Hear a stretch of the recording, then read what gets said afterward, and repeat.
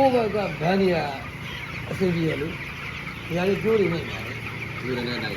ဒီလိုနဲ့နိုင်တော့အလေရောဟုတ်ပါလဲကြည့်ရမှာဟုတ်ပါဘူးဆိုးလဲတော့ဒါကိုဆိုတာပေါင်းရပြတ်တယ်ဟုတ်ဒီနေ့တော့